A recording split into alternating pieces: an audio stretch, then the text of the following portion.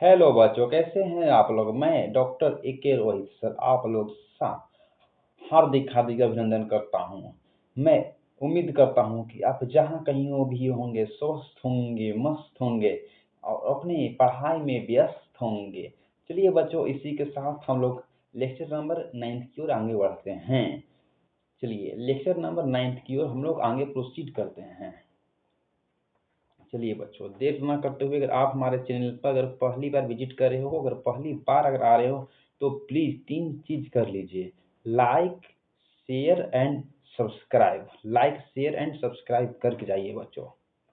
चलिए अपना स्लाइड की ओर आ गए हैं। देखिए हम लोग यहाँ 40 यानी जो अंडर रूट जो 16 है कितना का है, तो यानी कि 40 का है। हम लोग यहाँ तक यानी कि देख चुके थे। चलिए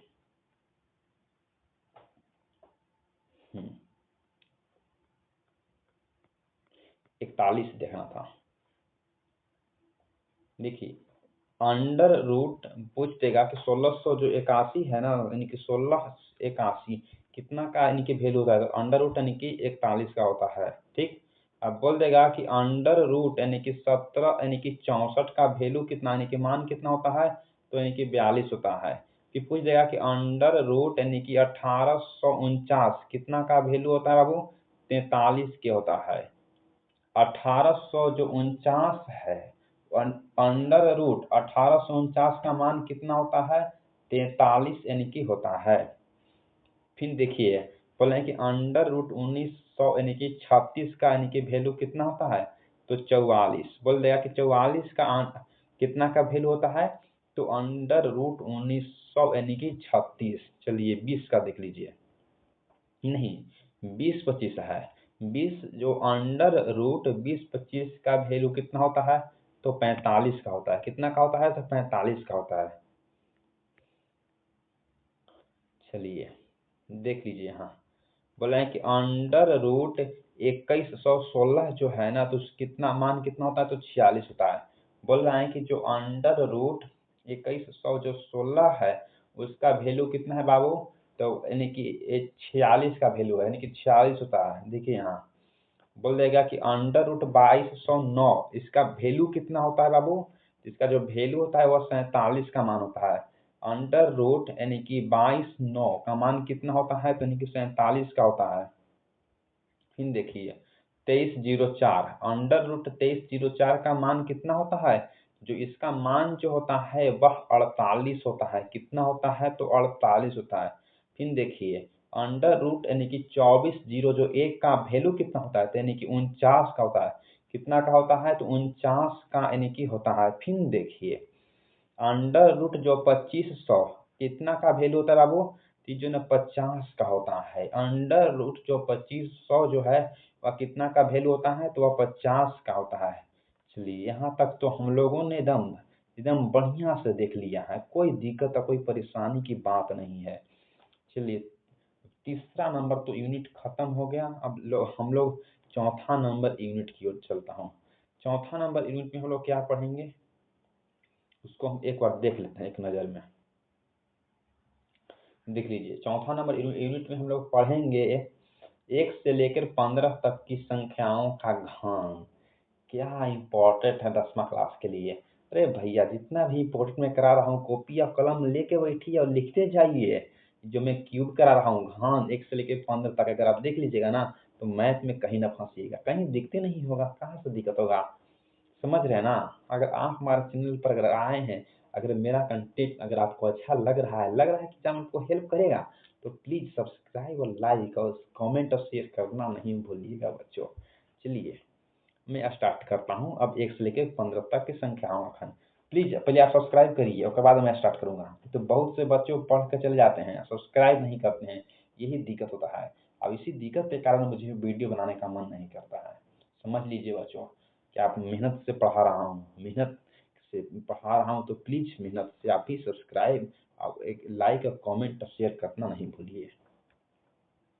चलिए देखिए 1 का क्यूब कितना होता है, क्यूब का मतलब होता है यानी कि मल्टीप्लाई, जो 3 बार मल्टीप्लाई करेंगे। एक का हम कितना बार मल्टीप्लाई करेंगे, 3 बार। और जब हम 1 का अगर 3 बार अगर मल्टीप्लाई करेंगे तो कितना आएगा, तो 1 ही आएगा।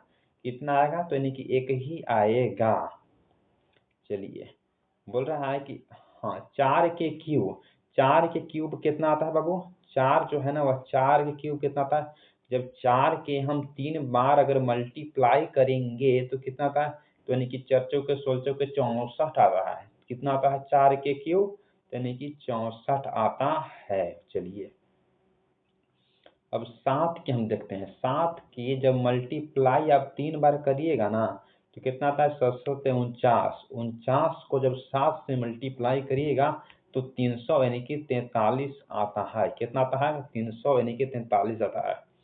देखिए, जब 100 यानी कि 3 है, अब 103 को जब आप मल्टीप्लाई नहीं 10 है, अब 10 की आप जब मल्टीप्लाई 3 बार करिएगा ना तो कितना आता है, तो यानी कि 1000 आता है। कितना आता है, तो 1000 आता है। अरे 10 है, 10 के 3 वो यानी कि 0 रख दीजिए तो कितना आएगा, 3 0 1000 आ गया। देखिए यहाँ से कितना 13, 13 का जब आप यानी कि क्यूब करिएगा 3 बार अगर आप यानी कि मल्टीप्लाई करिएगा तो कितना आता है बाबू, यानी कि 21 यानी कि 97। कितना आएगा, तो यानी कि 2100 यानी कि 97 आता है। 13 का करिएगा तो ठीक। हाँ,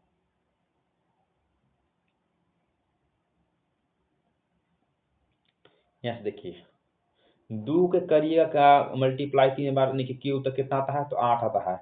2 के करिएगा तो कितना आता है, तो यानी कि 8 आता है। देखिए हाँ, अगर 5 के करिएगा तो कितना आता है बाबू, तो 5 करिएगा तो 125 आता है। अगर 5 के अगर आप मल्टीप्लाई करिएगा तो कितना आता है, तो यानी कि 125 आता है। अगर 8 के करिएगा तो कितना आता है, तो यानी कि 500 यानी कि 12 आता है। कितना आता है, यानी कि हाँ कितना आता है, 1500 यानी कि 12 आता है। अगर हाँ 8 के 3 बार करिएगा तो 18 की 24, और 24 3 बार करिएगा तो कितना आता है, यानी कि 500 यानी कि कितना 12 आता है। यानी कितना, तो 500 यानी कि 12 आता है।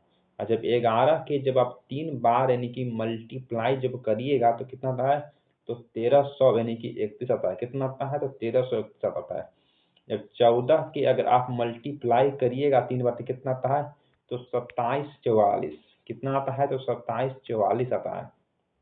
देखिए 3 का अगर जब आप मल्टीप्लाई यानी कि 3 का घन क्या होगा, 3 का मल्टीप्लाई 3 बार कर दीजिए तो यानी कि 27 आ जाएगा।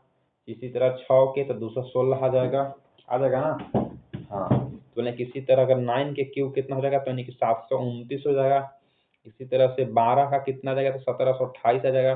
15 के करेंगे तो कितना आ जाएगा बाबू, तो 15 की जब आप 3 बार मल्टीप्लाई करिएगा यानी कि घन करिएगा तो कितना आता है, 3375 आता है। कितना आता है, तो 33 यानी कि 75 आता है। चलिए यहाँ तक तो हो गया बाबू। हाँ, 1 से लेकर 15 तक हम देख लिए हैं। चलिए इस मिशन तो कंप्लीट हो गया है। अब मिशन नंबर 5वां में क्या कर देखना है, देखिए कुछ महत्वपूर्ण संख्याओं का घनमूल। कुछ जो महत्वपूर्ण संख्या है उसका हम घनमूल देख लेते हैं। ठीक, यहाँ तक हो गया था।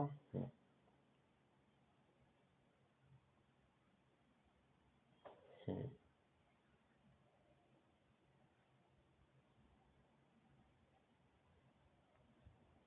चलिए बोले कि हाँ 3 अंडर रूट 1 का वैल्यू कितना होता है, घनमूल देख रहे हैं। देख लीजिए अंडर रूट 3 बोले कि हाँ 3 अंडर रूट 1 का वैल्यू कितना होता है, इसका जो वैल्यू होता है 1 होता है। कितना होता है वैल्यू, तो इसका वैल्यू जो है 1 होता है। इसका वैल्यू तो 1 होता है। हम्म, फिर देख लीजिए अंडर रूट बोले कि 3 अंडर रूट 125 का वैल्यू कितना होता है, यानी कि अंडर रूट 3 है और 125 की कितना होता है, तो 5 होता है। कितना होता है, तो 5 होता है। ठीक, 5 होता है ना। हाँ, लाइन से देखता करता हूँ। देखिए इसको देखिए, बोले कि बोले कि हाँ 3 अंडर रूट 8 कितना का वैल्यू होता है, 3 अंडर रूट 8 कितना का वैल्यू होता है, तो 2 का वैल्यू होता है। कितना का, 2 का। बोले लेकिन देखिए बोले कि 3 अंडर रूट 27 कितना का वैल्यू होता है, तो 3 का। 3 अंडर रूट जो 27 जो है वह कितना का वैल्यू होता है, तो 3 का। बोले कि 3 अंडर रूट जो यानी कि 64 है ना वह कितना का वैल्यू होता है, तो 3 यानी जो अंडर रूट जो 64 है वो कितना का वैल्यू होता है, तो यानी कि 4 का वैल्यू होता है। देख लिए हैं 3 अंडर रूट 125 है तो कितना का वैल्यू है, तो यानी कि 5 के यानी कि वैल्यू है। इन देखिए 3√216 जो है वह कितना का वैल्यू है, जो वह है ना यानी कि 6 का वैल्यू है। तो बोला है कि 3 अंडर रूट यानी कि 216 जो है वह कितना का वैल्यू है, तो यानी कि 6 का है। फिर देख लीजिए आप यहाँ 3 यानी कि अंडर रूट यानी कि 343 जो है वह कितना का वैल्यू है, तो वह 7 का वैल्यू है। कितना का है, तो वह यानी कि 7 का है। देखिए 3 अंडर रूट यानी कि 500 जो 12 है वह कितना का वैल्यू है बाबू, जो वह है ना वह 8 का वैल्यू है। कितना का वैल्यू है, तो वह यानी कि 8 का यानी कि वैल्यू है। फिर देख लीजिए 3 अंडर रूट 700 जो 29 है वह कितना का वैल्यू है, तो वह 9 का वैल्यू है। 3 अंडर रूट जो 700 यानी कि 29 है वह कितना का वैल्यू है, तो वह 9 का यानी कि वैल्यू है। फिर देख लीजिए 3 अंडर रूट यानी कि 2100 यानी कि 97 कितना का वैल्यू है, तो वह 13 का वैल्यू है। बोल रहा है कि 3 यानी कि अंडर रूट यानी कि 2100 जो 97 है वह कितना का वैल्यू है, तो 13 का। प्लीज कॉपी कलम लेके लिखिए, जब तक आप लिखिएगा नहीं तब तक आप सीखिएगा नहीं, मेरा उम्मीद है। चलिए यहाँ तक तो हो गया। बोले कि 3 अंडर रूट यानी कि 2744 जो है ना कितना का वैल्यू है, तो ये 14 का वैल्यू है। कितना का वैल्यू है, 14 का वैल्यू है। ठीक, फिर बोल रहा है क्या, देखिए 3 अंडर रूट 33 यानी कि 75 कितना का वैल्यू है, तो ये जो है ना वह 15 का वैल्यू है। 3 यानी कि अंडर रूट 33 और 75 जो है ना कितना का वैल्यू है, तो यानी कि 15 का वैल्यू है। आप कॉपी कलम निकाल लीजिए और पॉज करके वीडियो आराम से लिखिए। चलिए यहाँ तक तो हो गया।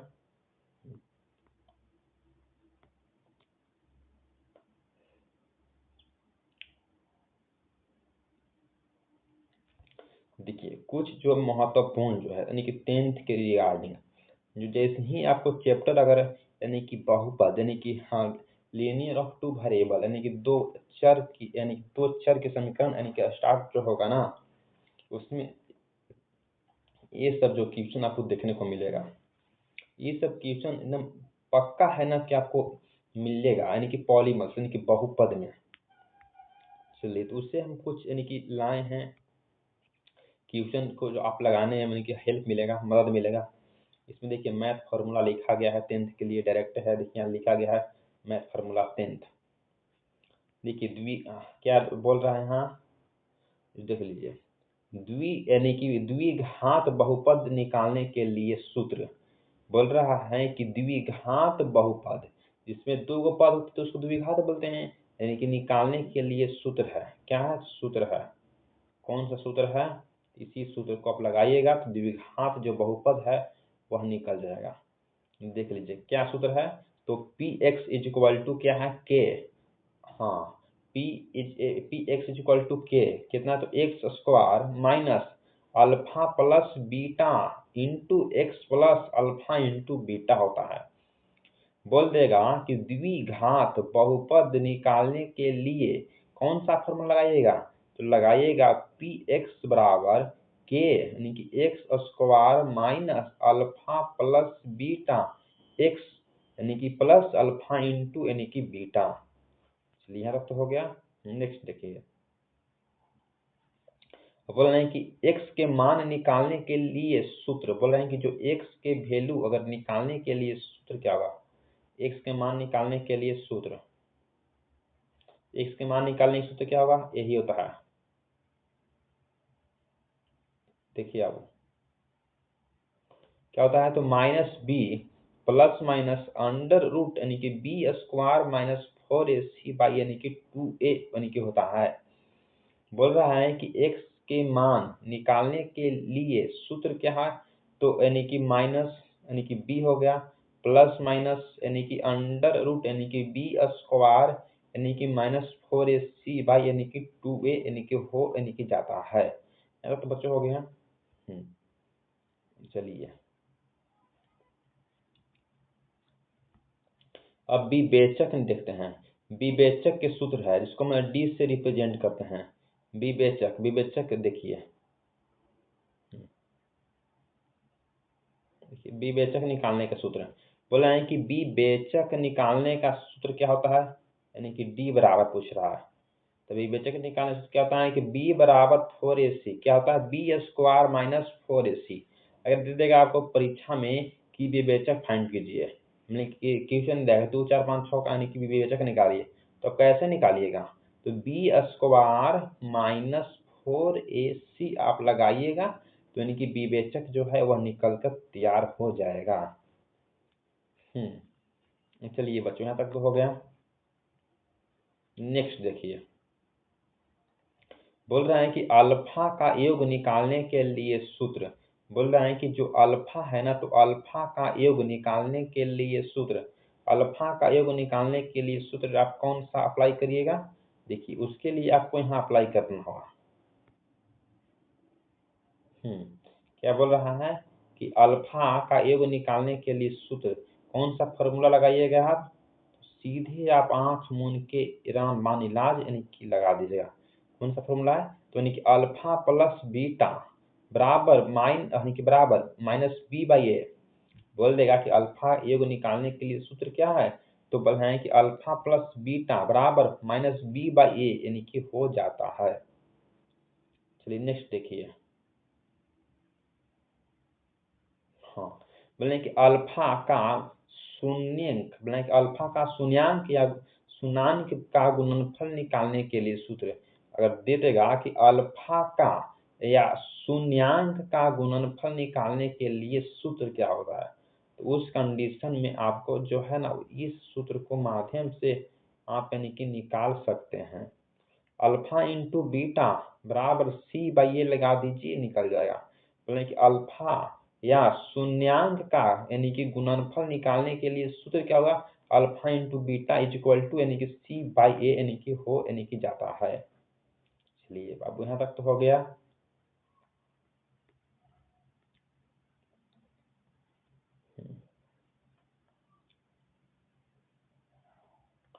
देखिए, प्रेमिका का आधारित प्रश्न, मतलब कि प्रेमिका पर आधारित प्रश्न, जो प्रेमिका जो होता है ना, और प्रेमिका पर आधारित प्रश्न आपको किस तरह से पूछ सकता है? बोल रहे हैं कि जो प्रेमिका पर आधारित जो प्रश्न जो है ना, आपको किस तरह से यहाँ पूछ सकता है? देखिए यहाँ,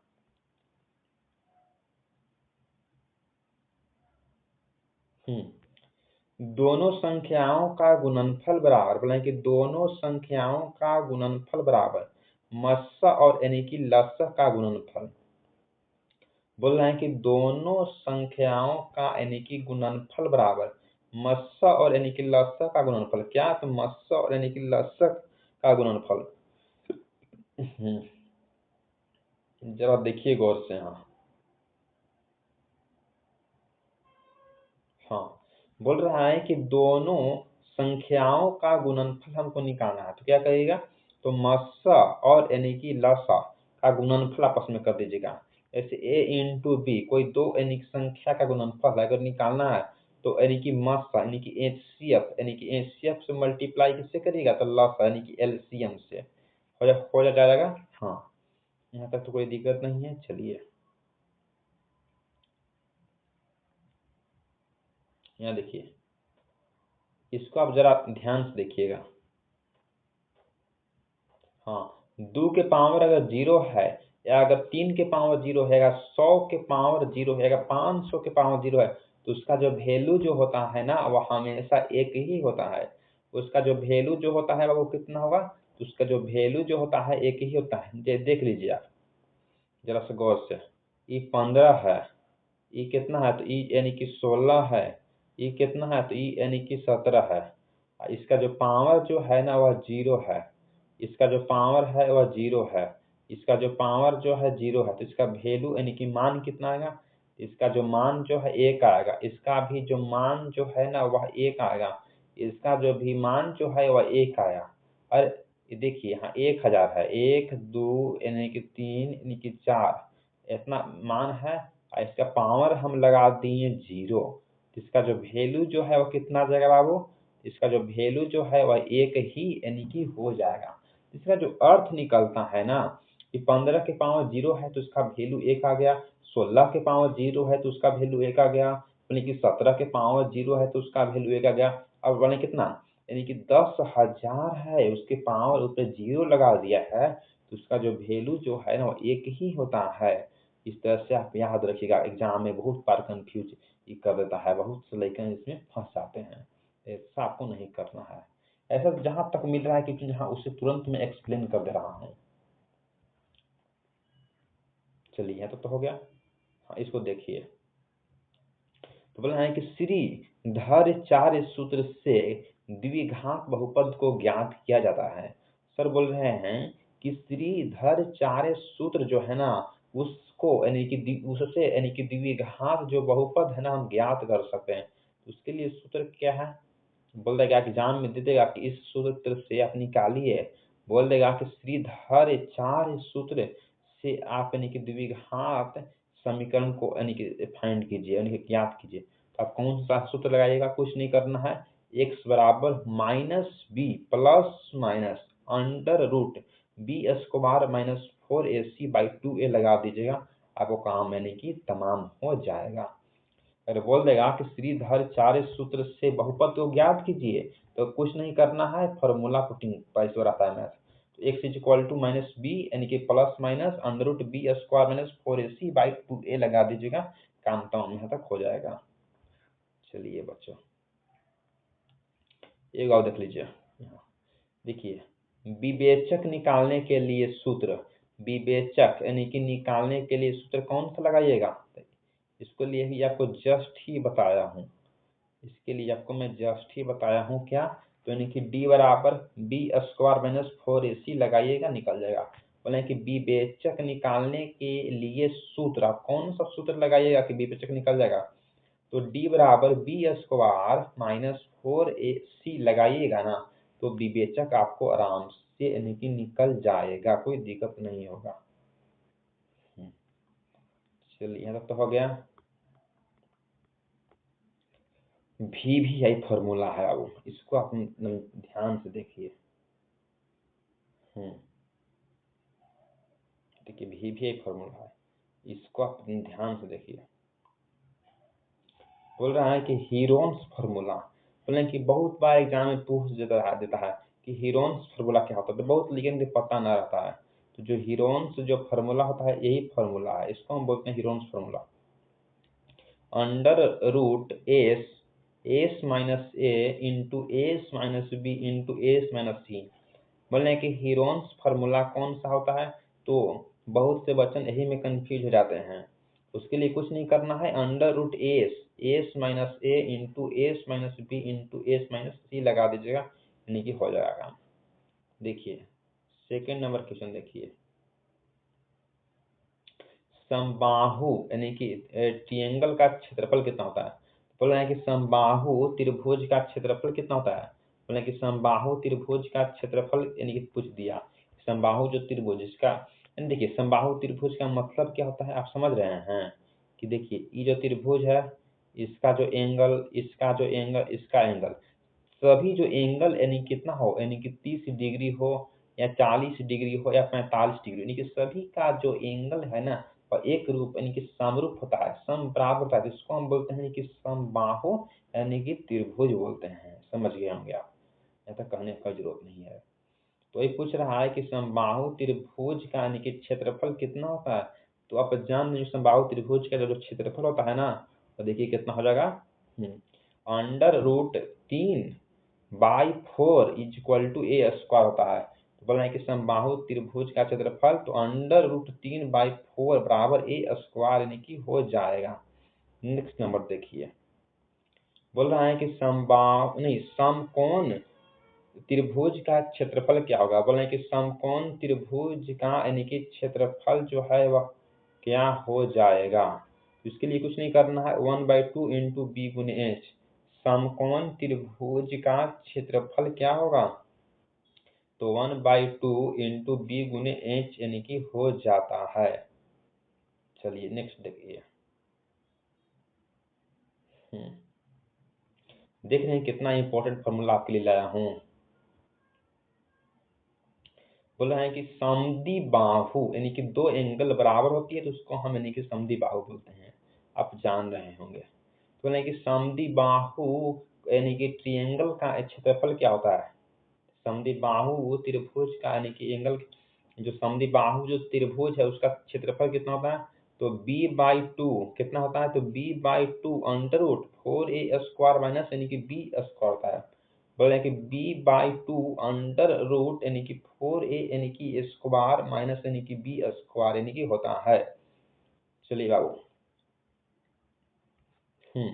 यहाँ देखिए बोल रहा है ना कि अंडर रूट बोले कि ट्रिएंगल ABC का परिमाप बताइए। सिर्फ बोलते हैं कि ट्रिएंगल बोले कि हाँ ABC का परिमाप क्या होगा। ट्रिएंगल ABC का जो परिमाप जो है ना वह यानी कि क्या होगा, परिमाप यानी कि जोड़ दीजिए तो a + b + c हो जाएगा। माप के मतलब है यानी कि जोड़ देना है, अब परि का मतलब है यानी कि सभी। बोले कि ABC का परिमाप बताइए, तो यानी कि जोड़ दीजिए तो a + b + c यानी कि परिमाप हो गया।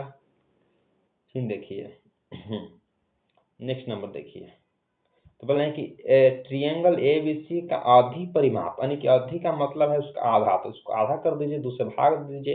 तो बोले कि बोले कि ट्रिएंगल ABC का आधी परिमाप कितना होगा। तो आधी परिमाप निकालने के लिए कुछ नहीं करना है, दूसरे मल्टीपल भाग देना है। कितना होता है, तो बोले कि a + b + c/2 होता है। कितना a + b + c बाई यानी कि 2 यानी कि हो जाता यानी कि है। चलिए यह तो हो गया। देखिए एस बराबर फॉर्मूला क्या होती है, बोले कि एस आप कहीं फाइंड करने के लिए दिया कि इसको इसको फाइंड कीजिए। एस के लिए फाइंड फॉर्मूला कितना होता है, तो अर्ध परिमाप इसको लेता है। तो बोलेंगे a + b + c/2, बोल रहे हैं कि अर्ध परिमाप निकालने के लिए तो a + b + c बाई यानी कि 2 यानी कि हो यानी कि जाता है। चलिए नेक्स्ट देखिए क्वेश्चन, बोल देगा कर्ण के स्क्वायर बराबर क्या होता है बताइए। बोल देगा कर्ण के स्क्वायर बराबर क्या होता है बताइए। तो कर्ण का स्क्वायर बराबर यानी कि क्या होता है बताइए। देखिए तो यानी कि लंब का स्क्वायर प्लस आधार का स्क्वायर जोड़ देंगे ना तो कर्ण का स्क्वायर यानी कि निकल जाएगा। बोल रहे हैं कि कर्ण का स्क्वायर बताइए क्या होता है। तो यानी कि लंब का स्क्वायर प्लस आधार का स्क्वायर जब जोड़ दीजिएगा तो यानी कि कर्ण का स्क्वायर यानी कि निकल जाएगा। पहले कर्ण का स्क्वायर निकालने के लिए तो लंब का स्क्वायर प्लस आधार का स्क्वायर के योग करिएगा तो कर्ण का स्क्वायर यानी कि निकल जाएगा। चलिए तब तो हो गया।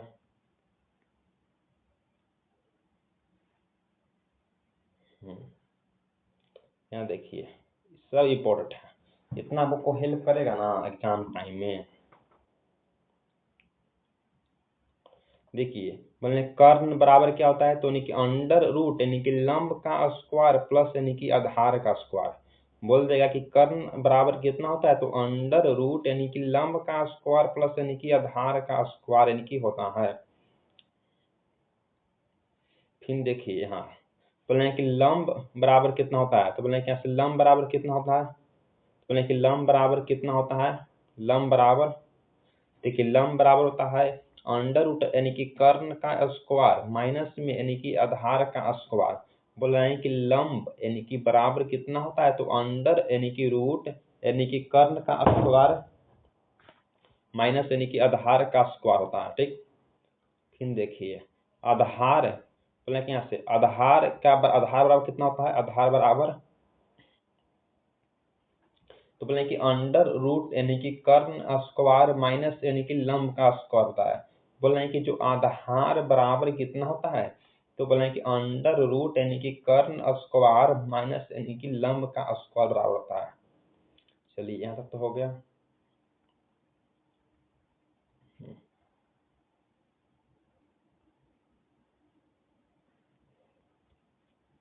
देखिए यूक्लिड विभाजन एल्गोरिथम से बोला है कि यूक्लिड विभाजन एल्गोरिथम से इसको आप देख लीजिए।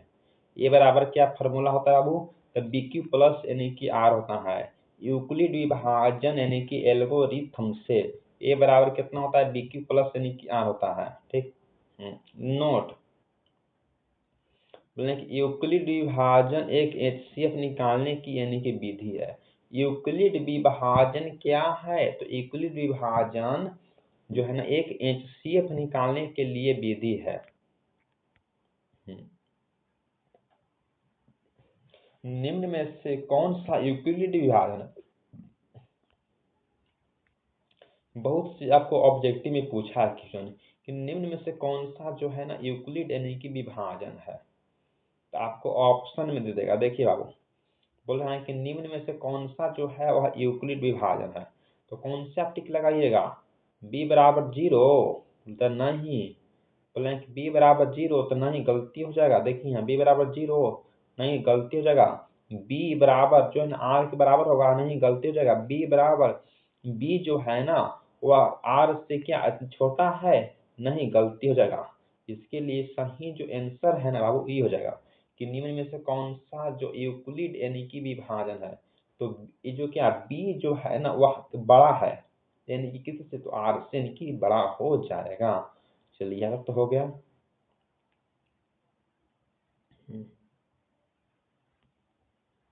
कुछ नोट क्वेश्चन देख लेता हूँ।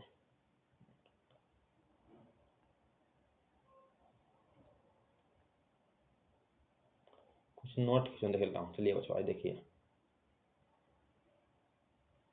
बोल रहे हैं कि यूक्लिड विभाजन यानी कि प्रेमिका को यानी कि लेमा नाम, क्या नाम यानी कि हाँ लेमा के नाम से भी हम जानते हैं।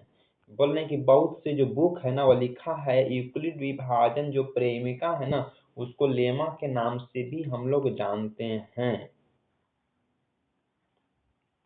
चलिए देखिए, यूक्लिड विभाजन एल्गोरिथम विभाजन, बोला है कि यूक्लिड जो विभाजन है ना वह एल्गोरिथम यूक्लिड विभाजन होता है।